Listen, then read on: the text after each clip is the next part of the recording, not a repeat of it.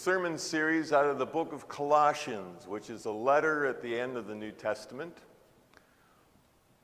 You may recall Paul is in prison in Rome, but it's really what we would call today house arrest. And so he could have visitors come and talk to him. And the church in Colossae, which is in modern-day Turkey, the church in Colossae put together an offering and sent one of their members, Epaphras, to go to Paul because they had some concerns of what was going on in their community. Last week in chapter 2, we looked at the fact that there were folks who were coming and teaching false teachings, telling the folks in Colossae that you had to try and impress God with your actions and activities and by what you ate and didn't eat and by the things that you did and didn't do. And somehow you had to impress upon God your spirituality. So last week, Paul addressed that in chapter 2, but this week we're going to concentrate on chapter 3. And in chapter 3, what Paul does is he creates a very different and I think a very cool picture, and that is that we get to choose how we want to look. And he does it by using the metaphor of clothe yourselves. And I've always liked that because when you stop and think about it, we every morning get up and we decide how we want to come across to the world. If we want to be formal, we can put on, if you're a guy, a coat and tie and jacket kind of thing. If you're a lady, you can put on a pantsuit or a dress. If you want to be casual, we can put on jeans and a sweatshirt. I heard some people last week saying, since we wore jerseys to church and things for the Super Bowl, they said that I'd never worn a sweatshirt to church before. That, well, how cool is that? But every morning we make a decision what we're going to look like as we present ourselves to the world. And Paul, in chapter 3, tells the church in Colossae, every morning you get up and you can choose to clothe yourselves of how you want to be known in the world as a Christian. These are things that you can put on.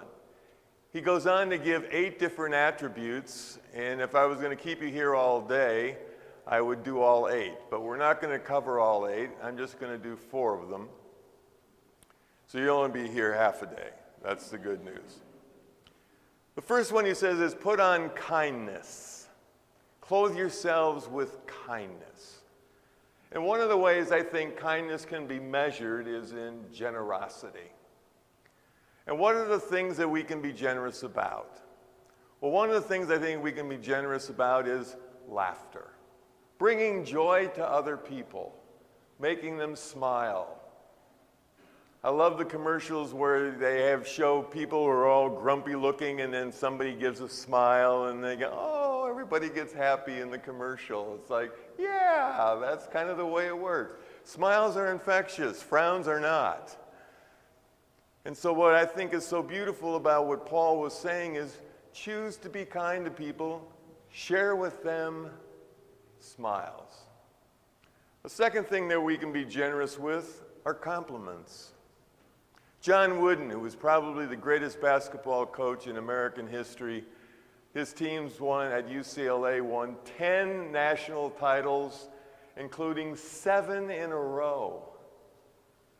But he had a philosophy that said anytime he was going to give a player a correction, he gave them 2 compliments.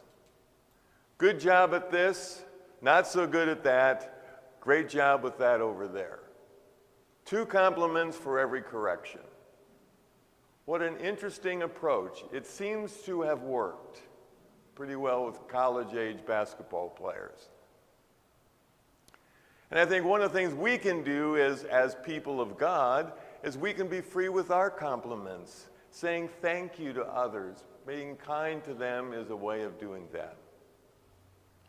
The third thing that we can be kind with is time. Do you realize that if you volunteer, you add years to your life? Research has demonstrated that people who volunteer on a regular basis live longer. And when I look in the mirror, I'm thinking, wow, I must be really a good volunteer because I'm getting really old and I'm still here. So that's the good news. And the other thing that we can be generous with is our resources. And one of the things that I thought was so cool about what God suggested is equal sacrifice, not equal gifts. If you make $100 and you give $1, that's great. If you make $100,000 and give $10,000, that's great. If you make $1 million and give $100,000, that's still great. Equal sacrifice, 10%. Not equal numbers, doesn't matter. The number doesn't matter. It's the giving of generosity of our resources. And so I think one of the things that Paul was telling the church in Colossae is kindness is one of the things that we can put on every day is choose to be kind. A second attribute he talks about is humility. And that is, I'd like to suggest, humility comes in the best form as a lifetime student. In my first seminary experience, I had a professor by the name of Berkeley Michelson. He wrote and spoke and translated in 8 languages, had spent 30 years teaching Old Testament prolegomena. And as I came into his class and I was blown away by, he would sit down with the original Hebrew or Aramaic and then he would just translate for us in class while he's going along. You know, I'm baffled by the whole thing. But I was talking to him in the coffee shop one day and I said, Dr. Michelson, aren't you kind of tired of teaching the same old thing every year? 30 years? And he said, Mark, what you'll discover is it's not the same old thing. I've been teaching the Old Testament for 30 years, but the Spirit of God has always provided me with new insights and new ideas. And he said, my lectures are different every year because the Spirit leads me to new insights.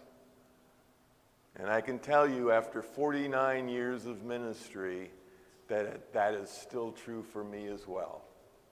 The Spirit of God leads us to new insights.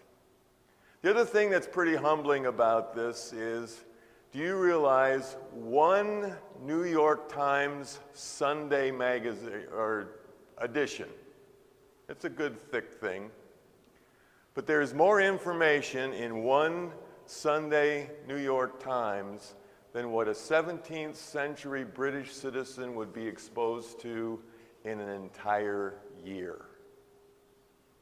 One newspaper equals a year's worth. Do you realize there are over 45,000 new book titles added to the Library of Congress every year? Chances are you won't read them all. I certainly haven't and don't intend to. But that to me is humbling. There's so much to learn, there's so much to know about.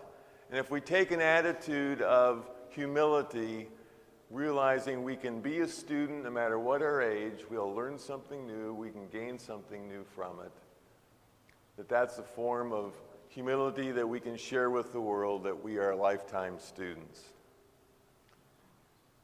The third attribute that we can use is thankfulness. And I'd like to suggest that we can be thankful in good times and in bad times. In good times, when we still lived in Minnesota, our house was on a cul-de-sac. And I came home from work one day and there had to be 5 or 6 TV vans parked in our cul-de-sac. I'm thinking, what happened? Well, it turns out that 2 houses to our west, our neighbor had won the Minnesota State Lottery.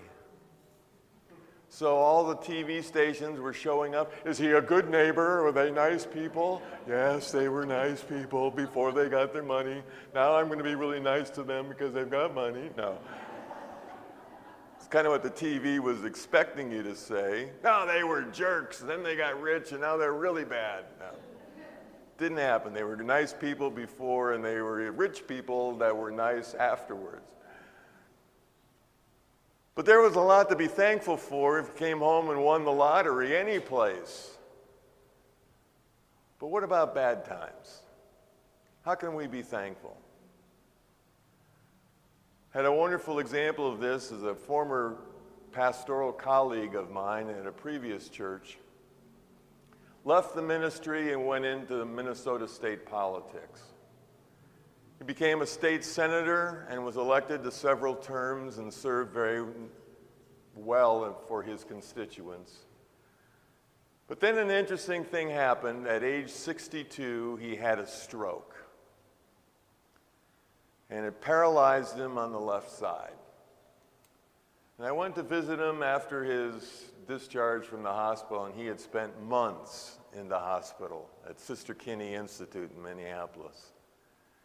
And I went to see him in his lakeside house, and he greeted me at the door, and his left side was completely paralyzed. And I said, "Geez, Don, this has to be really tough." He said, "Well, I was at Sister Kinney. One of the exercises they made me do twice a day is I had to make a list of things I was thankful for. And the list included things like, I'm thankful that I didn't lose my ability to swallow. I'm thankful that I didn't lose my ability to speak. I'm thankful that I have a loving family that's around me. I'm thankful for the folks that helped me at Sister Kinney Institute. I'm thankful for," and he said, "I have this list, and I had to read it every morning when I got up, and I had to read it every night before I went to bed." Now, was he grateful for the stroke? Absolutely not. But what they were teaching him was, in that difficult situation of suddenly half his body did not work the way it used to, and he could no longer be a public servant and had to retire from policy and being a regulatory commissioner, he could still be thankful. And that's always stuck out in my mind too, is no matter what happens to us physically or financially or spiritually, look for the things that we can be thankful for. And we can choose to put on thankfulness as a way of letting the world know that we are people of faith who believe God is with us in those times. And the last thing he talks about, Paul does, he said, "And over all of these things, put on love." And I like to picture it as an overcoat. If you've been watching the Olympics this week, it has been bitterly cold in China. And when the folks are up on these mountains and they're getting ready to do their ski runs, you look at the people that are checking them in, they're wearing these long, very warm-looking coats. And that's kind of the image Paul gives at the end of this text. He said, on all these other things that you choose to be thankful and humble and kind, but above everything else, put on the overcoat of love. And that'll keep you warm. The overcoat of love is the thing that surrounds everything else. And what I found helpful is we can love ourselves, we can love God, and we can love others. Loving ourselves, take care of yourself. Eat right. Exercise when you can, the way you can. Get enough sleep.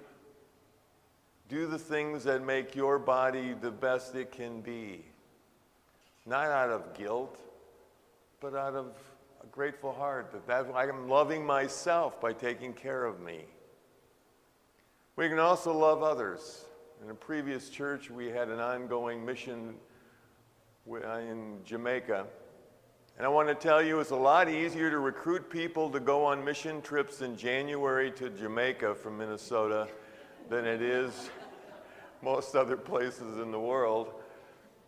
True story, I'm sitting on the airport in Montego Bay. It's 80 degrees, it's gorgeous. We climb on the plane at the end of the mission trip. We fly the 4 hours back to Minneapolis. I get off the plane and it's temperature minus 20 degrees. That's in 4 hours, a 100-degree temperature change. And I do remember getting off the plane that day going, why do I live here? And you'll notice I don't anymore. So I love myself enough to leave.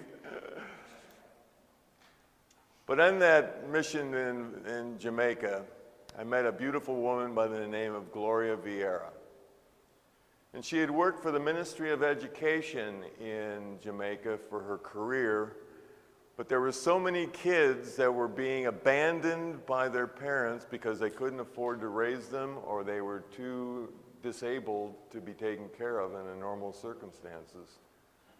So they were literally found in dumpsters, they were found in hospital rooms where people would just put them there and leave them. Gloria was so moved by this that she decided she was going to start an orphanage for these kids. It's called West Haven, and I spent 20 years going there to help build various things. Our church did all kinds of mission work with them.